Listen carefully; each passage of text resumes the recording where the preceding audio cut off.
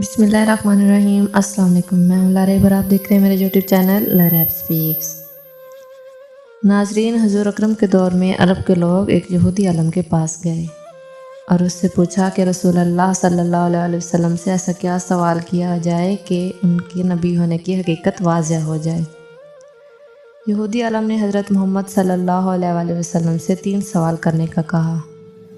ان میں سے پہلا سوال یہ تھا کہ صحابہ کہف کون تھے۔ لہٰذا اللہ تعالیٰ نے اپنے پیارے پیغمبر کو اس کا جواب قرآن پاک کی سورۃ کہف میں مکمل وضاحت کے ساتھ بیان فرمایا۔ سورۃ کہف کے مطابق یہ حضرت عیسیٰ علیہ السلام کا دور تھا جب اللہ تعالیٰ نے ان کو فلسطین کے علاقے میں اسلام کی تبلیغ کے لیے بھیجا۔ فلسطین کے لوگ بت پرست تھے اور یہ بتوں کی پوجا کرتے تھے۔ یہاں پر ایک یہودی بادشاہ کی حکومت تھی۔ جب حضرت عیسیٰ علیہ السلام نے یہاں پر تبلیغ شروع کی تو بہت سے یہودی لوگ ان کے مخالف ہو گئے اور ان کو گرفتار کر کے سولی پر لٹکانا چاہا، تو اللہ پاک نے آپ کو زندہ آسمان پر اٹھا لیا۔ یہ اللہ تعالیٰ کا بہت بڑا معجزہ تھا۔ ناظرین، اس زمانے میں دقیانوس نام بادشاہ کی حکومت تھی جو کہ ایک رومی اور بہت بت پرست بادشاہ تھا۔ اس نے اپنے دور حکومت میں عیسائی لوگوں پر ظلم و تشدد کرنا شروع کر دیا، اور اس نے ایک دن حضرت عیسیٰ علیہ السلام کے ماننے والوں کو اپنے دربار میں مدعو کیا اور کہا، میں تمہیں کچھ دنوں کی مہلت دیتا ہوں، تم لوگ اپنے عیسائی مذہب چھوڑ دو ورنہ میں تمہیں مار ڈالوں گا۔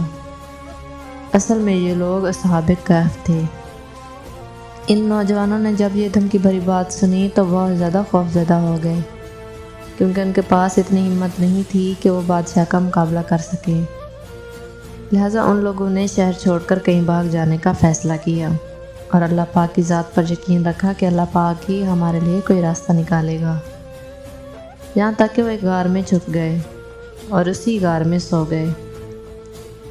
ان کو سوتے ہوئے پورے 3 سال تک کا عرصہ بیت گیا۔ جب دقیانوس بادشاہ نے ان کو تلاش کروایا تو اسے معلوم ہوا کہ عیسائی لوگ اسی غار میں موجود ہیں، تو وہ بہت زیادہ غصے میں آ گیا اور اس نے اپنے سپاہیوں کو حکم دیا کہ اس غار کو دیوار تعمیر کر کے بند کر دیا جائے تاکہ یہ لوگ اسی غار میں رہ کر مر جائیں۔ بادشاہ نے جس شخص کے ذمہ یہ کام لگایا تھا وہ بہت ہی نیک شخص تھا، اور اس شخص نے ان لوگوں کی تعداد، ان کے نام اور پورا واقعہ ایک تختی پر لکھا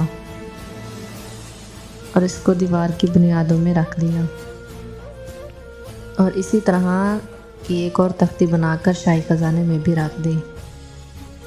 اس 300 سال کے عرصے میں دقیانوس بادشاہ مر گیا اور اس کے بہت سی حکومتیں آئی اور گئیں۔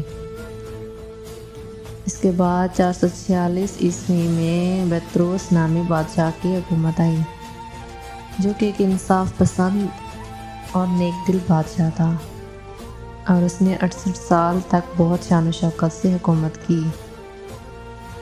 اس دور میں جب فرقہ پسندی عام ہو گئی اور لوگوں میں مرنے کے بعد دوبارہ زندہ ہونے کی باتیں اور قیامت کا یقین ختم ہو گیا تو بطرس نامی بادشاہ بہت زیادہ اداس ہو گیا اور ایک کمرے میں اپنے آپ کو بند کر کے اللہ تعالیٰ کی عبادت میں مصروف ہو گیا اور بارگاہ الہی میں دعائیں کرتا رہا کہ اے اللہ، کوئی ایسی نشانی ظاہر فرما کہ میری قوم کے لوگوں کا ایمان پھر سے تازہ ہو جائے۔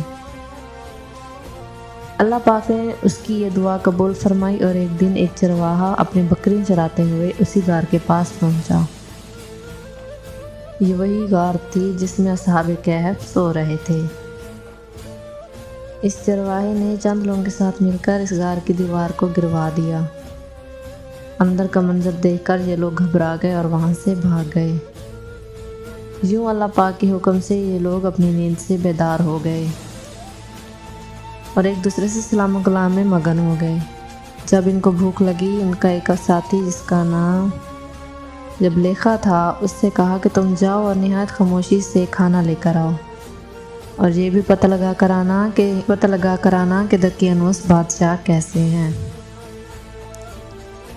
جب جبلیخا کھانا لینے کے لیے بازار گیا تو اس نے دیکھا کہ ہر طرف اسلام کا بول بالا ہے، یہاں تک کہ لوگ حضرت عیسیٰ کا کلمہ پڑھ رہے ہیں اور ان کی دی گئی تعلیمات پر عمل بھی کر رہے ہیں۔ اسی کشمکش میں اس نے ایک دکاندار سے کھانا خریدا اور پرانے دور کا سکہ دکاندار کو دے دیا، جو کہ اتنا پرانا تھا کہ اب بند ہو چکا تھا اور بہت سے لوگ اس کو پہچانتے بھی نہیں تھے۔ دکاندار کو شک ہوا کہ اس کے ہاتھ ایک پرانا خزانہ لگ گیا ہے، تو اس نے یملیکھا کو سپاہیوں کے حوالے کر دیا۔ سپاہیوں نے یملیکھا کو پکڑ کر سوال شروع کر دیے کہ بتاؤ وہ خزانہ کہاں ہے۔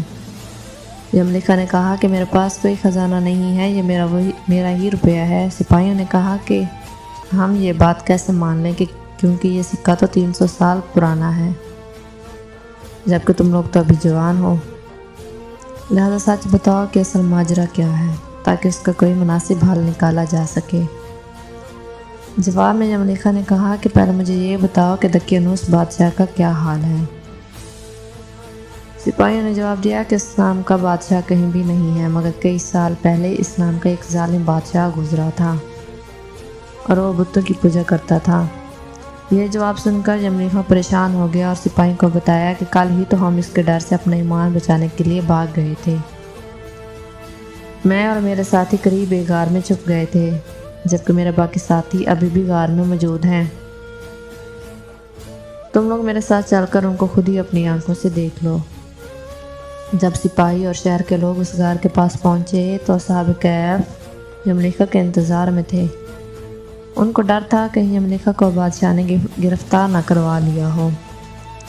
جب یہ سپاہی اور لوگ غار کے پاس پہنچے تو اصحاب کہف نے شور و غل سن کر اندازہ لگایا کہ شاید دقیانوس کی فوج ان کی تلاش میں غار تک آن پہنچی ہے، لہٰذا وہ اللہ تعالیٰ کے ذکر میں مشغول ہو گئے۔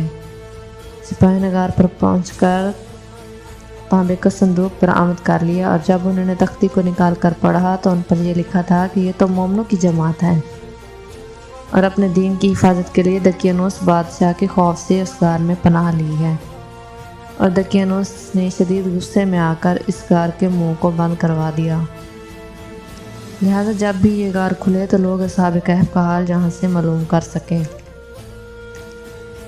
سپاہی یہ دیکھ کر حیران رہ گئے اور اپنے بادشاہ بدروس کو ان لوگوں کے بارے میں بتایا۔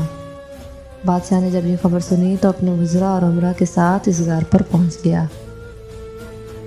اصحاب کہف نے بادشاہ کو سارا واقعہ سنایا۔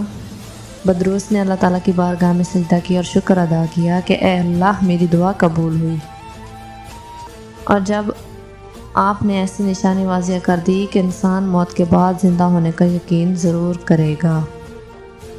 اس کے بعد اصحاب کہف نے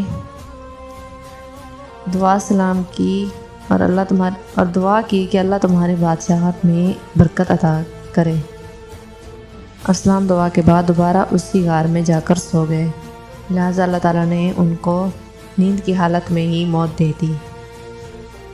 بادشاہ نے لکڑی کا صندوق بنوا کر ان کی لاشوں کو اس میں رکھوا دیا اور ایک دن مقرر کر دیا کہ جب لوگ ان کی آ کر زیارت کر لیں۔ ناظرین، حضرت عبداللہ بن عباس فرماتے ہیں کہ ان اصحاب کہف کی تعداد 7 تھی، جبکہ 8واں ان کا کتا تھا۔ یہاں سوچنے کی بات یہ ہے کہ اصحاب کہف پر وقت کا اثر کیوں نہیں ہوا اور نہ ہی ان کی جسمانی خدوخال میں کوئی تبدیلی آئی۔ یہ سب اللہ تعالیٰ کا ایک بہت بڑا معجزہ تھا۔ آئی ہوپ آپ لوگوں کو یہ میری ویڈیو اچھی لگی ہوگی۔ اچھی لگی ہو تو لائک کریں، چینل کو سبسکرائب کریں۔ تب تک کے لیے مجھے دے اجازت، اللہ حافظ۔